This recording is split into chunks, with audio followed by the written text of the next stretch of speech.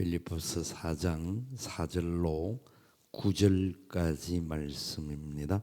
우리 한 절씩 교독하겠습니다.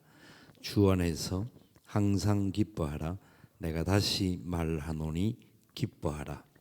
너희 관용을 모든 사람에게 알게 하라. 주께서 가까우시니라. 아무것도 염려하지 말고 다만 모든 일에 기도와 간구로 너희 구할 것을 감사함으로 하나님께 아뢰라.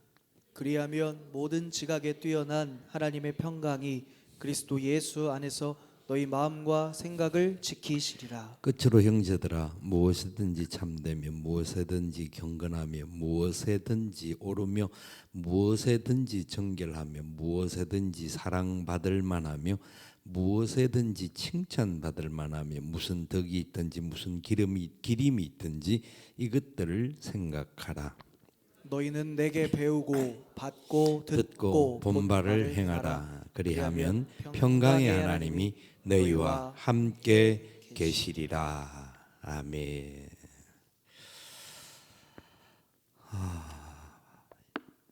바울은 빌립보스를 통하여서 강조하는 것은 하나님의 평강이 우리와 함께 한다라는 겁니다. 바울은 그렇기 때문에 염려하지 말라고 명령합니다. 여러분, 바울의 상황은 이 빌립보스를 통하여서 볼 수 있는 바울은 지금 감옥에 갇혀 있는 상황입니다. 캄캄합니다. 앞이 보이지 않습니다. 여러 가지 위기들이 둘러싸고 있고 불안하고 혼란한 상황들. 그럼에도 불구하고 그 모든 역사 속에 하나님이 나와 함께 하심을 믿습니다. 그 고백을 합니다. 그래서 바울은 빌립보스에 제일 많이 쓰는 말이 주 안에서 그리스도 예수 안에서 라고 말합니다. 엔 크리스토스라고 하는 말을 쓰는데 진짜 주 안에 있느냐의 싸움인 것 같습니다. 3년 전에 작고하신 그 우리나라의 대거장이었던 그분 지금 이 글이 바로 그분의 글인데 한번 글을 한번 보겠습니다. 아주 긴 좀 신데요. 이어령 교수가 아름다운 나라 대한민국이라고 하는 기도문을 3년 한 5년 전에 이 글을 아마 기록을 한 것 같습니다. 이렇게 이야기합니다. 하나님, 우리 조국을 구원하소서. 당신은 이 나라를 사랑합니까? 한국은 못난 조선이 물려준 척박한 나라입니다. 지금 백척간두 벼랑 끝에 있습니다. 그곳에는 선한 사람들이 살고 있습니다. 해치고 구멍나 고칠 곳이 많은 나라입니다. 버리지 마시고 절망으로부터 희망의 날개를 달아주소서. 어떻게 여기까지 온 사람들입니까? 험악한 기아의 고개에서도 부모의 손을 뿌리친 적은 없습니다. 아무리 위험한 전란의 들판이라도 등에 업은 자식을 내려놓지 않았습니다. 남들이 앉아있을 때 걷고 그들이 걸으면 우리는 뛰었습니다. 숨가쁘게 달려와 이제 의식주 걱정이 끝나는 날이 눈앞인데 그냥 추락할 수는 없습니다. 우리는 지금이 벼랑인 줄을 모르는 사람입니다. 북한이 핵을 만들고 미사일을 쏘아도 놀라지 않고 수출액이 5천만 달러를 넘어도 웃지 않는 사람들입니다. 거짓 선지자들을 믿는 죄입니까? 남의 눈치보다 길을 잘못 들은 까닭일까요? 정치의 기둥이 조금만 기울어져도 시장 경제의 지붕에 구멍이 하나만 더 생겨도 법과 안보의 울타리보다 겁없는 자들의 키가 한 치만 높아져도 그때는 천인단해의 나락입니다. 비상에는 비상하여야 합니다. 싸움밖에 모르는 정치인에게는 비둘기의 날개를 주시고 살기 팍팍한 서민들의 삶에는 독수리의 날개를 주십시오.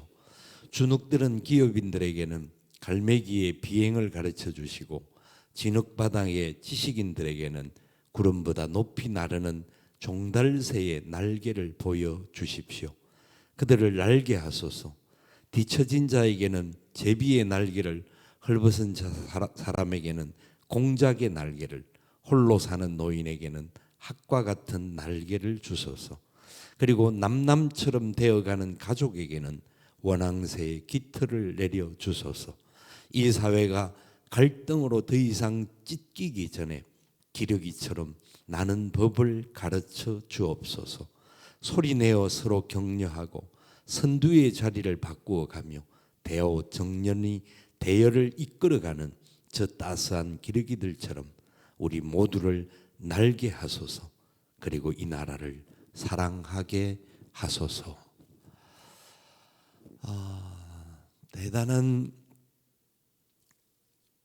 통찰력과 이 민족을 사랑하는 마음이 속속들이 담겨 있는 글입니다.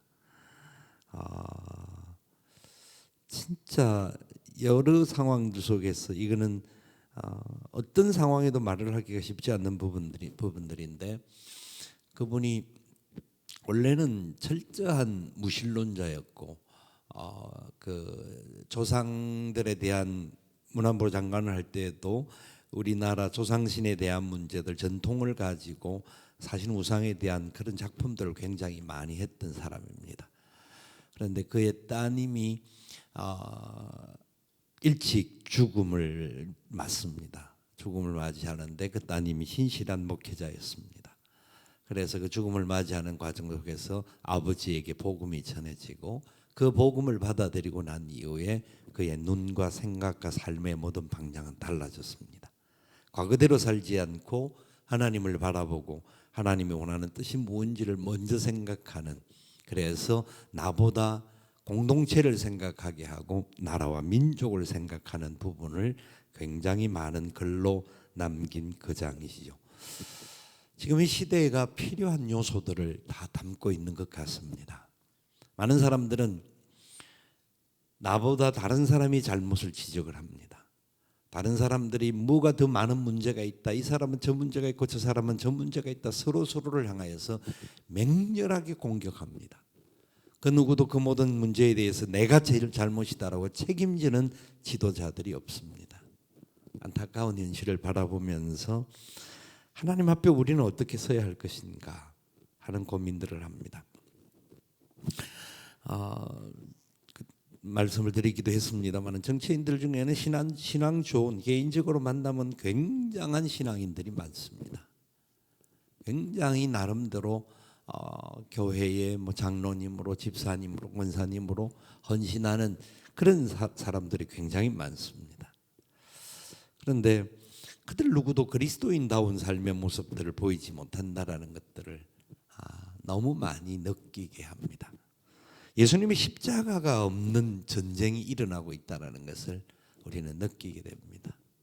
우리가 있는 삶의 공동체 안에서 진짜 누군가가 십자가를 지고 걸어가야 할 상황들 속에서 십자가 지는 사람을 오히려 돌팔매질하려고 하는 안타까운 일들이 너무나 많이 일어납니다. 한 해가 시작되면서 계속 드는 생각, 앞이 보이지 않는데라는 생각이 굉장히 많이 둘러쌉니다. 그런데 한 가지 확실한 게 있습니다. 앞이 보이지 않고 캄캄하고 너무너무 답답함들이 우리를 둘러싸고 있는 것이 현실이 맞습니다. 그럼에도 불구하고 하늘이 열려 있다라는 것을 다시 한번 확인합니다.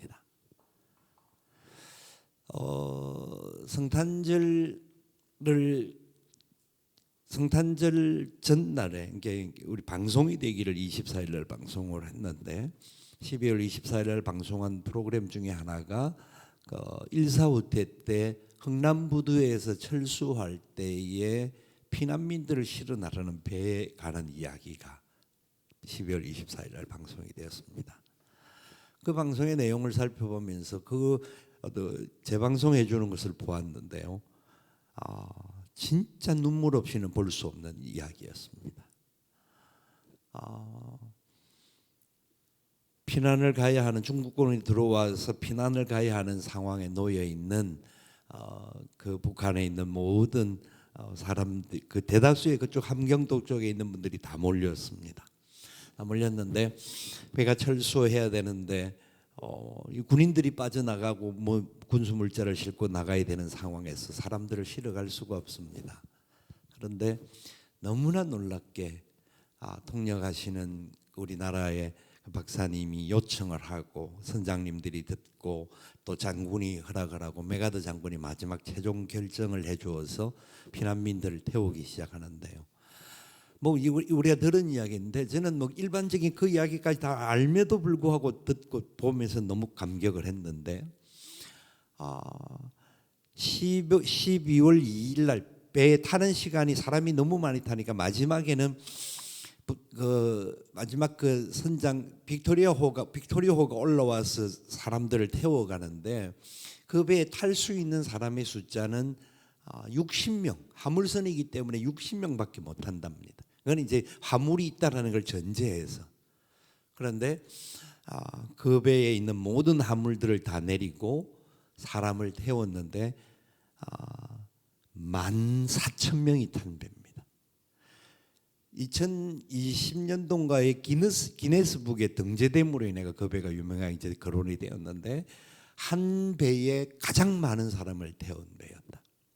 근데 놀라운 것은 14,000명이 타서 타는데 13시간인가 걸렸고 거기 부산까지 와서 부산에서도 바로 못 내리고 거제도까지 가는 그러니까 약 70여 시간의 배를 타고 지나가는데 14,000명이 그 배에 탔을 때 상황은 지금 여러분은 굉장히 넓은 좌석이 앉고 있지 않습니까?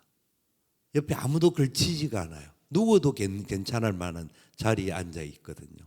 그런데 딱 서서 약간 엉덩이를 앉힐 정도의 그 외에는 사람이 움직일 공간이 없는 배라는 거예요. 그 배에 화물칸을 1층, 2층, 3층을 만들어서 태우고 밑에는 보이지 않아서 캄캄하고 위에는 추워서 12월 22일부터 25일까지 내려오는 시간이 얼마나 추운지 그 동해안 쪽에 배가 지나가는 시간에서 얼마나 추웠는지 모릅니다. 근데 14,000명이 탔는데 한 명의 사고도 없었다라는 겁니다. 배가 출발을 하는 시점에 출발하는데 철렁된 데 밑에서 물이 쫙 올라오더랍니다. 물이 올라와서 사람들이 이게 뭐지 했는데 그 물이 배를 탄 시간이 13시간을 탔으니까 타는 시간만 그러니까 출발할 때까지 13시간에 그 안에서 꼼짝 못하고 있으면 할 수 있는 게 없는 거죠. 용변을 그 선체로 다 보게 되고 물이 이만큼 올라와 있는 상황에서 출렁이면서 내려오는데 사람들이 그 출렁이는 냄새 그 흔들림 속에서 냄새가 오는데 이제 살았다라고 하는 겁니다. 오히려 지독한 환경 속에서 도무지 사람이 살아날 수 없는 그런 공간 안에서 먹을 것 하나도 더 이상 먹을 걸 줄 수가 없을 정도로 먹을 된 이야기가 몇 가지 에피소드가 있습니다만은 주면은 더 이상 어떻게 할 수 없는 그리고 다 줄 수 없기 때문에 폭동이 날 수 있는 상황이라서 건 3일을 아무도 못 먹고 내려오는 그런 상황이었는데도 불구하고 다른 사람에게 하나도 피해를 주지 않고 14,000명이 한 명도 어려움 없이 나왔고 14,000명 플러스 5명이 더 나왔다는 겁니다. 배가 내려오는 시간 동안 3일 동안 4명의 아이가 태어나고 마지막 날 12월 25일 날 거제도에 도착하면서 내리기 직전에 아이가 1명 더 태어났다는 겁니다. 그 과정을 보면서요. 하나님이 너무나 이 일을 행했던 그 마지막 그 14,000명을 태우고 내려온 선장의 그 다음에 무엇을 하는 사람이 되었는가를 조사해서 올린 내용을 보는데 그분이 수도사가 된 겁니다. 수도사가 된 사람으로서 그가 남긴 글이 쭉 올라오는데 그때 그 모든 상황에서 하나님께서 그 배의 키를 잡고 계셨음을 믿습니다. 그 고백을 합니다. 하나님이 지켜주셔서 그 사람들을 한 사람도 잃지 않고 또 그 내부적으로 충분히 소란과 갈등과 분쟁과 아픔이 일어날 수 있는 상황인데 모든 사람들이 침묵하고 침착하면서 남을 탓하지 않고 끝까지, 그리고 임신한 아이들까지 다 태어나는 복을 허락하여 주신 하나님 앞에 감사하고 찬양하는 고백을 남기더라고요. 그걸 보면서 상당히 많이 울었습니다. 하나님 우리 민족을 얼마나 사랑하시는지를 알 수 있었던 것이고, 뿐만 아니라 우리 민족은 진짜 어려움의 문제가 다가오면 자신을 희생하고 끝까지 인내하고 참아내는 그런 아름다운 정신을 가진 민족이다라는 것을 깨닫게 해주셨습니다. 그런데 우리 주위를 돌아보는 시국 속에서는 그렇지 못하다라는 것을 보면서 이 땅이 힘들고 어려울 때 굉장히 놀라운 역사를 경험하게 한 하나님의 역사가 있었는데, 세상이 여러 각도에서 너무 좋아졌는지 너무 많은 것을 정보를 가지고 알고 있어서 그런지, 아니면 사람들이 자기 소견에 옳은 대로 행동하는 것이 너무 익숙해져서 그런지 갈등과 분쟁과 아픔만 더 많이 일어나는 안타까운 것들을 보게 합니다. 그런데 오늘 이 말씀에서 한 가지만 우리가 확신을 가지고 기도할 수 있는 것은, 그 모든 상황에서도 우리는 주 안에 있어야 합니다. 주 안에 있어야 합니다. 예수님 안에 있어야 합니다. 우리가 잘못한 것에 대해서는 회개를 해야 되고, 남을 향하여 손가락질하지 말고, 분명히 모든 것들에 대한 하나님께서는 심판이라고 하는 것들을 허락하실 것입니다. 그렇기 때문에 우리가 주 안에서 어떤 상황 속에도 다른 것을 보고, 지금까지 우리가 다른 것들 때문에 기뻐한 것들이 참 많아요. 우리나라가 잘 되니까 좀 잘 되는, 더 잘 되기를 바라는 그런 기쁨을 소망을 했던 우리들 있잖아요. 그런데 우리가 진정한 기쁨과 소망을 가질 수 있는 곳은 한 가지밖에 없다. 주 안에 있는 것이다. 우리 교회가 70년의 역사를 지나오게 된 것들이 우리가 잘나서 70년을 지켜온 것도 아니고, 우리가 잘나서 능력이 아니라는 겁니다. 주님이 우리를 지켜주셨고 주님이 우리와 함께 해주셨기 때문에 여기까지 오게 된 줄을 믿습니다. 그 은혜를 우리는 잊지 말아야 합니다. 그 놀라운 역사들을 우리는 너무너무 감사함이 걸어가야 합니다. 그러면서 관용을 베풀라고 말합니다. 사랑과 용서입니다.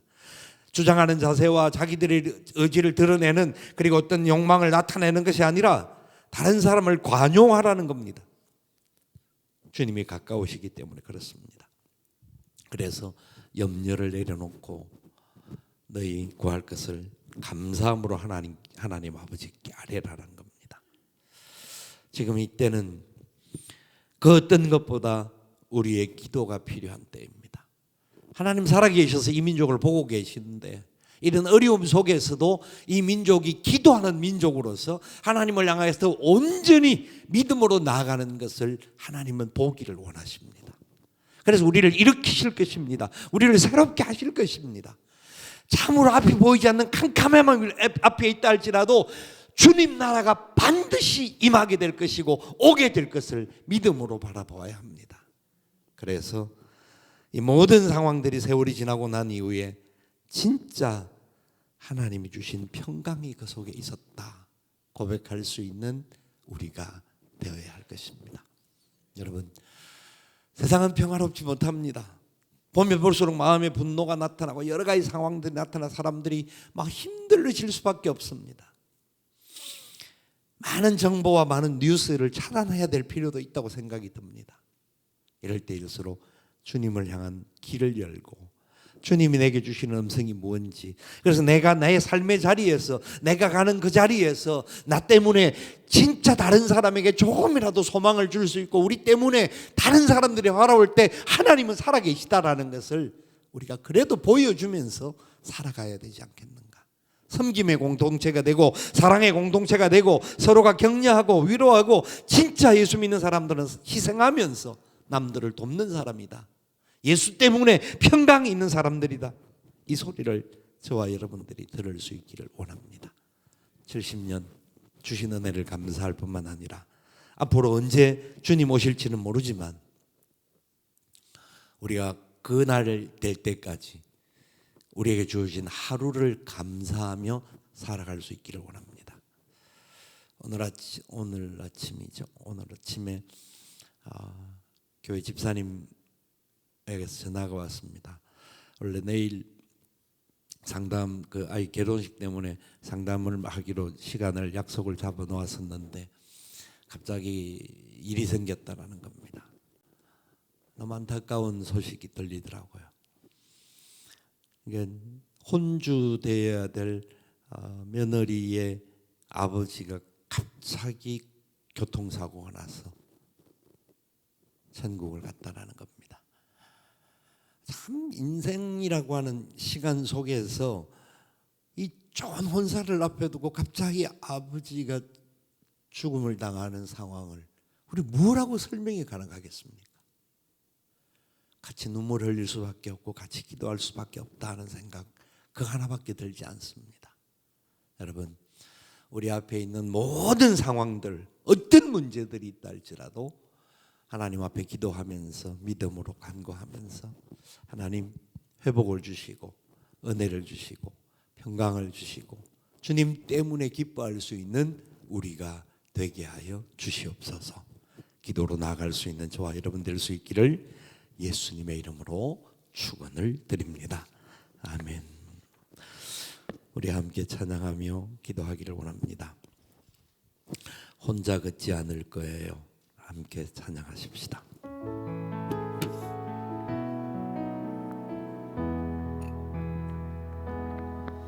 그대 폭풍 속을 걷고 있을 때